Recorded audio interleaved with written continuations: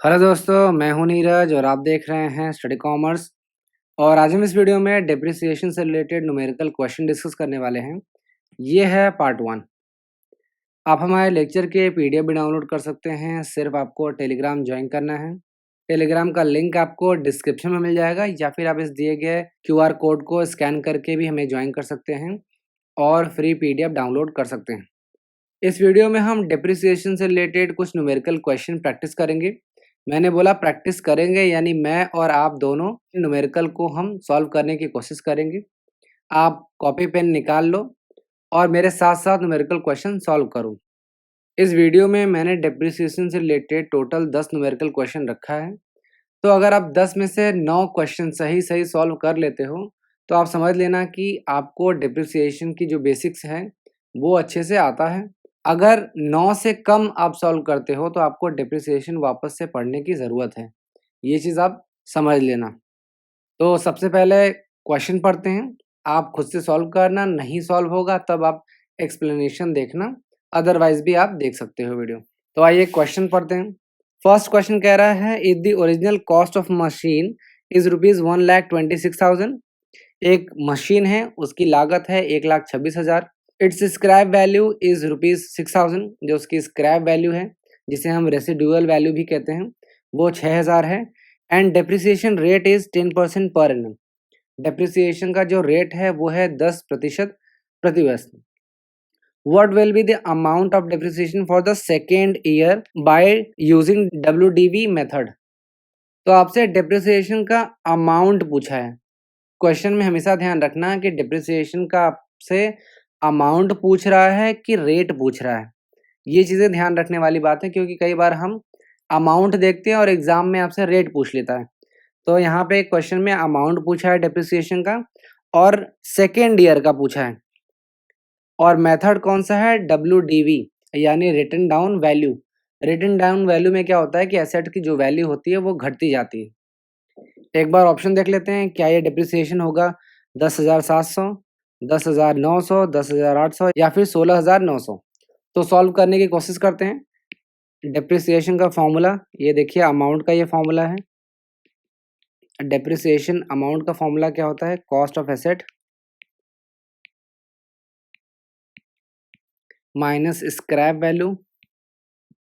Scrap value को हम residual value भी कहते हैं, upon estimated life of asset. Estimated life of asset. समझ लो पहले डेप्रिसिएशन को। सबसे पहले बोला है cost of asset. Cost of asset का मतलब क्या है कि जब एक मशीन हम खरीद के लेके आते हैं तो सिर्फ खरीद के लेके आने से वो काम नहीं करेगी। हो सकता है कि उसमें कुछ इंस्टॉलेशन कराना हो। तो डेप्रिसिएशन जो लगता है वो तब स्टार्ट होता है जब आपकी एसेट जो है वो अवेलेबल हो फॉर यूज़। ये ध्यान रखना कि जब भी डेप्रिसिएशन कब लगाया जाता है, when your asset becomes available for use. जब तक आपकी एसेट जो है वो अच्छी कंडीशन में नहीं है, यूज़ करने के लिए अवेलेबल कंडीशन में नहीं है, तब तक आप डेप्रिसिएशन चार्ज नहीं कर सकते। जैसे आपने देखा होगा क्वेश्चन में कई बार बोलता है कि फ्रेट लगाया, भाड़ा दिया है, इंस्टॉलेशन चार्जेस है, रिपेयर चार्जेस है स्टार्टिंग में। तो ये सारे कॉस्ट ऑफ एसेट्स में आते हैं। जितने भी खर्चे हैं एसेट को स्टार्ट करने के लिए, उसको चालू स्थिति में लाने के लिए जो भी खर्चे हैं वो कॉस्ट ऑफ एसेट्स में इंक्लूड किए जाते हैं। नेक्स्ट है स्क्रैप वैल्यू। स्क्रैप वैल्यू का क्या मतलब है कि जो कबाड़ का भाव होता है आज के टाइम पे, अगर कोई पुरानी एसेट है उसको बेच दिया जाए तो उसकी वैल्यू क्या होगी। और एस्टिमेटेड लाइफ ऑफ एसेट का क्या मतलब है कि ये एसेट जो है वो कितने साल तक हम यूज़ कर सकते हैं। मान लो आपने कोई फ़ोन खरीदा, तो आप कितने साल यूज़ करते हो? 2 साल, 4 साल, 6 साल, 10 साल, यही यूज़ करते हो। तो हर एक एसेट की एक एस्टिमेटेड लाइफ होती है और उसी लाइफ तक उसको यूज़ किया जा सकता है। ठीक है, ये ध्यान रखना। ये आपका नॉर्मल फॉर्मूला है। तो यहाँ पे एस्टिमेटेड लाइफ ऑफ एसेट नहीं दिया है, तो हम क्या करेंगे, सिंपली कॉस्ट ऑफ एसेट निकाल लेंगे।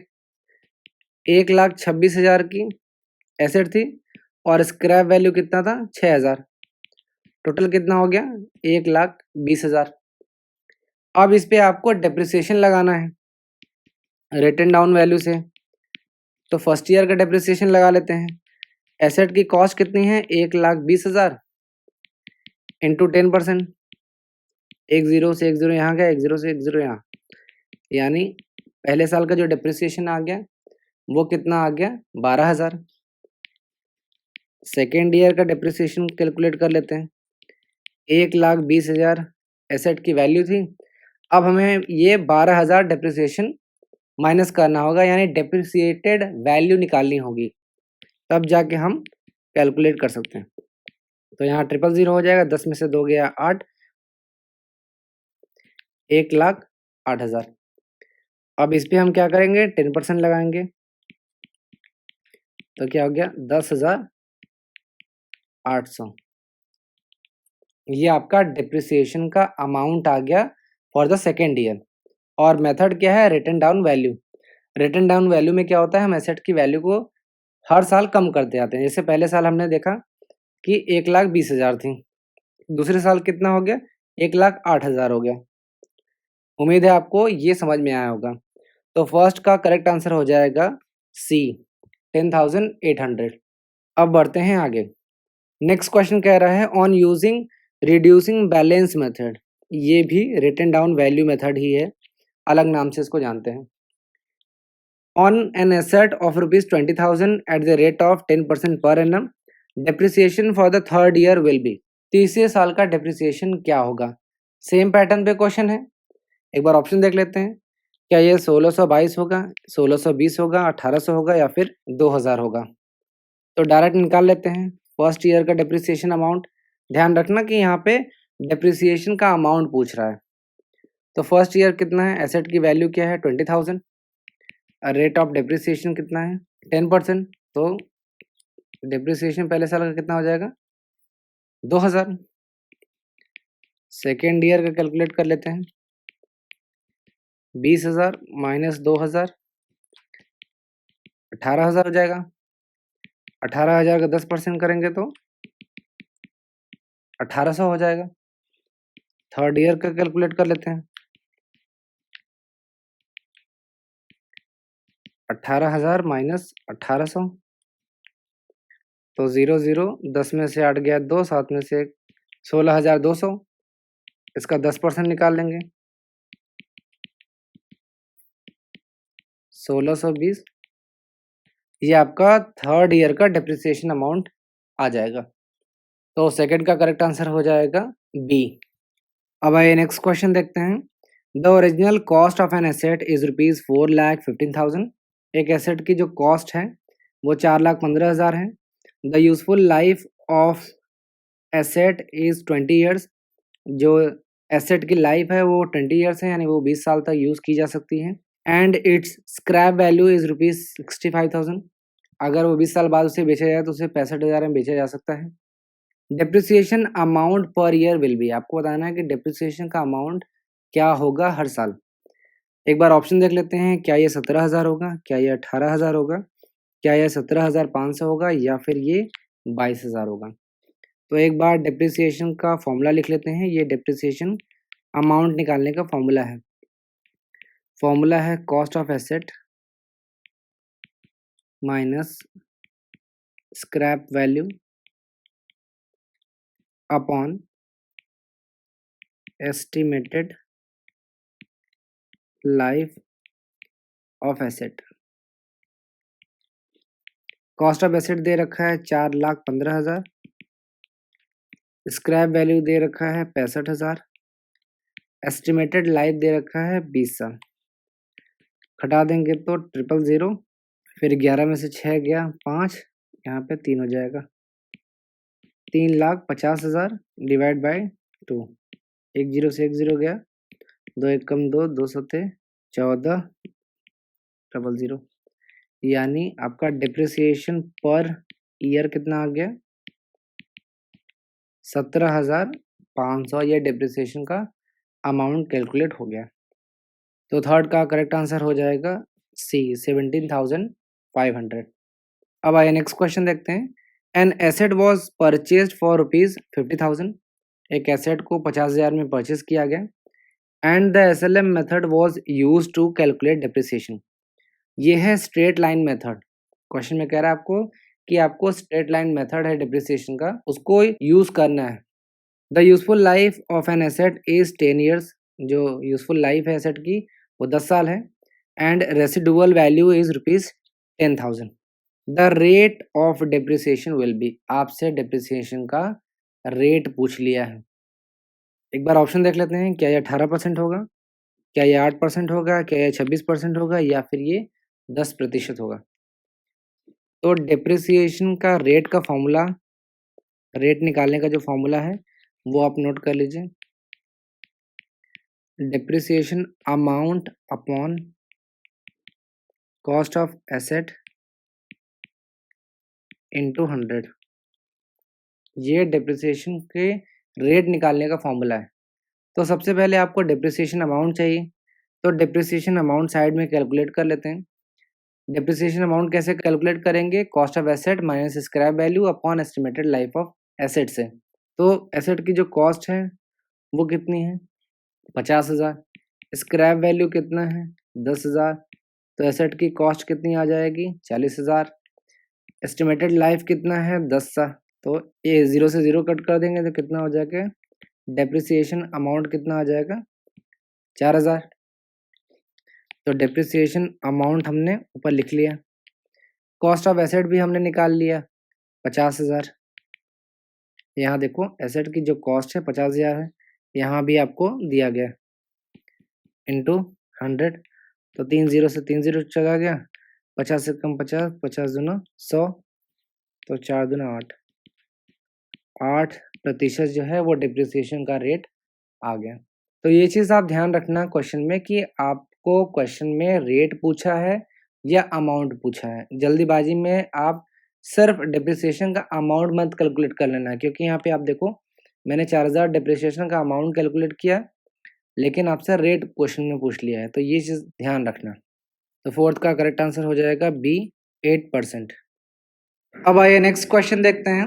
5 years ago an old machine was bought for ₹1 lakh and ₹10,000 used separately for installation. Accumulated depreciation on this machine was ₹50,000. On the starting of 6th year, machine sold for ₹60,000. What will be the outcome of this sale? Question में आपसे पूछ रहा है कि 5 साल पहले एक पुरानी मशीन परचेज की गई 1 लाख रुपए में और 10,000 रुपये उसके इंस्टॉलेशन पे खर्चा किया गया। एक्यूमुलेटेड डिप्रिसिएशन इस मशीन पे 50,000 रुपया था, यानी कि जो इकट्ठा हुआ डिप्रिसिएशन था वो 50,000 रुपया था। क्वेश्चन में आपसे पूछ रहा है कि छठे साल जो मशीन है वो 60,000 रुपये में बेच दिया गया। तो आपको बताना है कि इस बेचने से आउटकम क्या होगा। क्या ये 10,000 रुपये का प्रॉफिट होगा, क्या ये 50,000 रुपये का लॉस होगा, क्या ये 40,000 का लॉस होगा, या फिर इस सेल से कोई भी प्रॉफिट कोई भी लॉस नहीं होगा। तो हम कैसे पता कर सकते हैं कि इसमें प्रॉफिट होगा या लॉस होगा। अगर हमें मशीन की जो कॉस्ट है वो पता चल जाए, क्योंकि हमने देखा है कि यहाँ पे जो सेल है वो पता है कि 60,000 रुपये में हमने मशीन को बेचा है। अगर हमें कॉस्ट पता चल जाए तो हम पता कर सकते हैं कि हमें प्रॉफिट हुआ है या लॉस हुआ है, या फिर नो प्रॉफिट नो लॉस है। तो मशीन की जो कॉस्ट है वो कैलकुलेट कर लेते हैं। स्टार्टिंग में देखिए आपको 1 लाख रुपए की मशीन परचेज की गई, उसमें हमने 10,000 का अलग से इंस्टॉलेशन चार्ज दिया है, तो उसको प्लस कर लेंगे तो टोटल कितना हो जाएगा, 1,10,000। 50,000 एक्यूमुलेटेड डिप्रिसिएशन था इसमें, तो उसको हम माइनस कर लेंगे, टोटल कितना आ जाएगा, 60,000। यही जो है मशीन की कॉस्ट होगी। तो 60,000 मशीन की कॉस्ट थी और उसको 60,000 में हमने बेच दिया है, तो नील हो जाएगा 60,000 माइनस 60,000। तो यहाँ पे हमको नो प्रॉफिट नो लॉस होगा, कोई भी प्रॉफिट नहीं होगा और कोई भी लॉस नहीं होगा इस सेल्स से। तो फिफ्थ का करेक्ट आंसर हो जाएगा D, no profit no loss. अब आइए नेक्स्ट क्वेश्चन देखते हैं। The cost of an asset is ₹70,000, it's useful life is 10 years and scrap value is ₹5,000. What will be the depreciation for the first 4 years by using straight line method of depreciation? आपको question में कुछ information दे रखा है, जैसे जो asset है उसकी cost है 70,000 रुपये, यूजफुल लाइफ है 10 साल, स्क्रैप वैल्यू है 5,000 रुपये, और आपको पहले 4 साल का डेप्रिसिएशन कैलकुलेट करना है स्ट्रेट लाइन मेथड से। एक बार ऑप्शन देख लेते हैं, क्या ये 28,000 होगा, क्या ये 26,000 होगा, क्या ये 20,000 होगा, या फिर ये 22,000 होगा। तो हम डेप्रिसिएशन अमाउंट कैलकुलेट कर लेते हैं। कॉस्ट ऑफ एसेट कितना है 70,000, स्क्रैप वैल्यू कितना है 5,000, कितना हो जाएगा 65,000, डिवाइड बाय 10 कर देंगे क्योंकि 10 साल के लिए है। तो डेप्रिसिएशन पर ईयर कितना हो जाएगा 6,500। और यहाँ पे पूछा है कि आपको पहले 4 साल का बताना है, तो 4 से मल्टीप्लाई कर देंगे। तो यहाँ 00, 5 चौका 20, हाथ में लगा 2, 6 चौके 24, 2 26। ये आपका 26,000 डेप्रिसिएशन आ जाएगा पहले 4 साल का। यहाँ ध्यान रखना पहले साल का नहीं, फर्स्ट 4 ईयर्स का पूछ रहा है। स्टार्टिंग के जो 4 साल हैं उनका डेप्रिसिएशन आपको कैलकुलेट करना है। तो आ जाएगा 26,000। तो 6 का करेक्ट आंसर हो जाएगा बी, ₹26,000। अब आइए नेक्स्ट क्वेश्चन देखते हैं। Cost of asset ₹21,000, residual value ₹1,00,000, rate of depreciation दिया है 10% per annum. What will be the amount of depreciation for the second year by using SLM method. Straight line method से आपको depreciation का amount बताना है। आपके ऑप्शन है 2,100, 2,000, 2,400 या फिर 2,200। तो स्ट्रेट लाइन मेथड से डेप्रिसिएशन लगाना है। एसेट की कॉस्ट कितनी है 21,000, माइनस कर देंगे स्क्रैप वैल्यू या इसे हम रेसिडुअल वैल्यू भी कहते हैं। तो एसेट का कॉस्ट कितना आ जाएगा 20,000 आ जाएगा, और इस पे हमें 10% से डेप्रिसिएशन चार्ज करना है। तो डेप्रिसिएशन का अमाउंट कितना आ जाएगा 2,000 पर एनम। और स्ट्रेट लाइन में आपको पता है कि हर साल डेप्रिसिएशन जो है वो सेम होता है। तो आपको क्वेश्चन में सेकेंड ईयर का पूछा है, थर्ड ईयर का पूछेगा तो भी आपका आंसर 2,000 होगा। तो यहाँ पे जो डेप्रिसिएशन का अमाउंट आएगा वो आएगा 2,000। तो 7th का करेक्ट आंसर हो जाएगा बी, ₹2,000। अब आइए नेक्स्ट क्वेश्चन देखते हैं। अ machine was purchased on 1 Jan 1987. Depreciation were charged at the rate of 10% by diminishing depreciation method. On 1 Jan 1990, the depreciated value of this asset were rupees 13,122. What is the cost of this asset on 1 Jan 1987? Question में आपको कुछ information दे रखा है। जैसे एक machine purchase किया गया 1 जनवरी 1987 को, इसका जो कॉस्ट है ये हमें नहीं बताया गया है। डेप्रिसिएशन का जो रेट है ये हमको बताया गया है 10% है। और क्वेश्चन में कुछ और इन्फॉर्मेशन दिया है, जैसे 1 जनवरी 1990 को जो इसकी डेप्रिसिएटेड वैल्यू है, यहाँ पे ध्यान रखना डेप्रिसिएशन नहीं, डेप्रिसिएटेड वैल्यू जो है ये दी गई है ₹13,122, यानी आफ्टर डेप्रिसिएशन। ये ध्यान रखना आफ्टर डेप्रिसिएशन, क्योंकि यहाँ पे डेप्रिसिएटेड वैल्यू दी है। डेप्रिसिएशन चार्ज करने के बाद इसकी जो वैल्यू है वो है 13,122। आपसे क्वेश्चन में क्या पूछ रहा है कि 1 जनवरी 1987 को इसकी जो कॉस्ट है, ये जो कॉस्ट है ये कितनी है। तो हम जनरली क्या करते हैं कि cost of asset upon rate into 100 कर देते हैं। यहाँ पे हम जस्ट उल्टा करेंगे, 100 अपॉन जो रेट है 100 माइनस रेट कर देंगे। ध्यान रखना यहाँ पे हम क्या करेंगे 100 अपॉन 100 माइनस रेट। तो यहाँ 10% रेट है तो 100 अपॉन 100 माइनस क्या करेंगे 10, तो 100 अपॉन 90 उल्टा करेंगे क्योंकि हमें बैकवर्ड जाना है। ठीक है, 1990 का हमें पता है, हम क्या करेंगे 1 जनवरी 1989 का डेप्रिसिएशन वैल्यू निकाल लेंगे, 13,122 इंटू 100 बाई 19 कैलकुलेट कर लेंगे तो ये आ जाएगा 1,31,220 डिवाइड बाई 9। तो जो 1989 की जो वैल्यू होगी एसेट की वो आ जाएगी 14,580। यहाँ मैं डिवाइड नहीं कर पा रहा हूँ क्योंकि मेरे पास इतना स्पेस नहीं है स्क्रीन पे, इसलिए मैं आपको इस तरीके से बता रहा हूँ। उसके बाद वापस बैकवर्ड जाएंगे 1 जनवरी 1988 को, वैल्यू देखिए यह है, तो हम क्या करेंगे 14,580 मल्टीप्लाई बाई 100 डिवाइड बाई 90, फिर कितना आ जाएगा 1,45,000 800 डिवाइड बाई 9 कैलकुलेट करेंगे तो आएगा 16,200। फिर क्या करेंगे, 1 जनवरी 1987 का वैल्यू निकाल लेंगे। 16,200 है इंटू 100/90 कर लेंगे, तो कैलकुलेट करके जो अमाउंट आएगा वो आएगा करीब 18,000। ये है एसेट की कॉस्ट ऑन 1 जनवरी 1987। ठीक है, इस तरीके से आप रिवर्स जाके एसेट का कॉस्ट भी कैलकुलेट कर सकते हैं, और इस तरीके का जो क्वेश्चन है वो कई बार एग्जाम में पूछा गया है। यहाँ पे मैं कैलकुलेशन नहीं कर पा रहा हूँ, जनरली मैं प्रेफर करता हूँ कि मैं लाइव न्यूमेरिकल जो भी सॉल्व कर रहा हूँ उसमें डिवाइड करूँ, बट यहाँ स्पेस मेरे पास बिल्कुल नहीं है, इसलिए मैं नहीं कर पा रहा हूँ, उसके लिए सॉरी। बट आप मैनुअली खुद से कर लेना।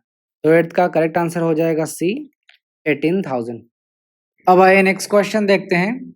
अ machine was purchased on 1 January 1992 for ₹5 lakh. एक मशीनरी 1 जनवरी 1992 को परचेज की गई 5 लाख में। A further sum of ₹5,000 for railway freight, 500 for local carriage and ₹5,000 on installation was spend on it.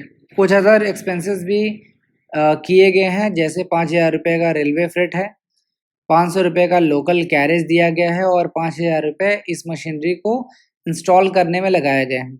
आगे क्वेश्चन में कह रहा है कि depreciation is to be charge at the rate 10% per annum on the written down value method, यानी WDV method से depreciation charge करना है। On 31 December 1994 the book value of the machinery will B.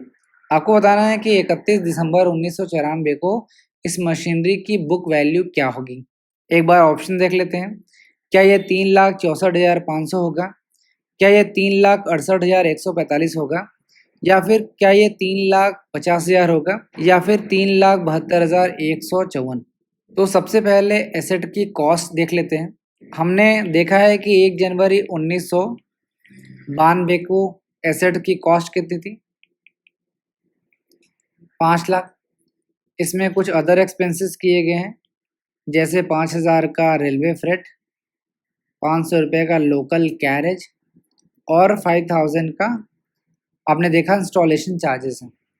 तो टोटल ऐड कर देंगे, 5 5 10, 10,500 और 5,10,000 यहाँ पे है, तो टोटल आ जाएगा 5,10,500। ये आपका टोटल कॉस्ट आ गया, टोटल कॉस्ट है एसेट का। तो हमें क्वेश्चन में पूछा है कि 31 दिसंबर 1994 में जो एसेट है उसकी बुक वैल्यू क्या होगी। तो हम डिप्रिसिएशन कैलकुलेट करना स्टार्ट करते हैं। सबसे पहले हम फर्स्ट ईयर का कैलकुलेट करेंगे, जो कि यहाँ पे है 1992। तो यहाँ पे एसेट की वैल्यू कितनी है, 5,10,500। डिप्रिसिएशन का रेट कितना है, 10%। तो 1 0 से यहाँ कट गया, 1 0 यहाँ से कट गया, तो डिप्रिसिएशन कितना आ गया, 51,050। सेकेंड ईयर का निकाल लेते हैं, जो कि है 1993। 5,10,500 माइनस कर देंगे 51,050, तो 0 हो जाएगा। 10 में से 5 गया 5, यहाँ पे 4 हो जाएगा। 10 में से 1 गया 9, तो 10 में से 5 गया 5, फिर यहाँ पे 4।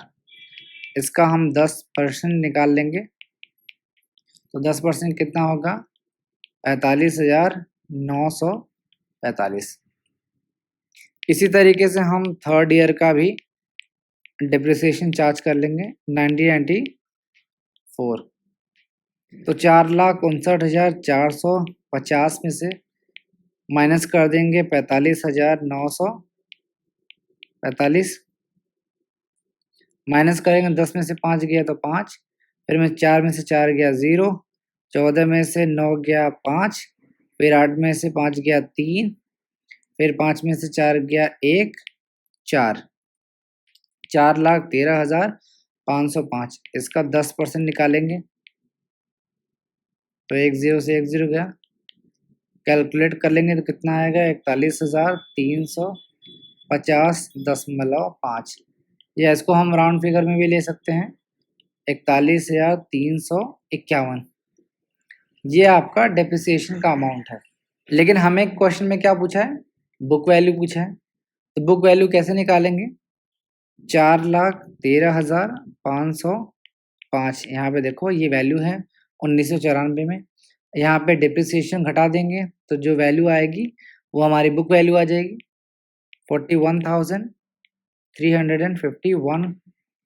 तो 5 में से 1 गया 4, 10 में से 5 गया 5, 4 में से 3 गया 1, और 3 में से 1 गया 2, और 11 में से 4 गया 7, और यहाँ 3 आ जाएगा। तो कितना हो जाएगा, 3,72,154। ये आपका बुक वैल्यू हो गया एसेट का। जो भी मशीनरी है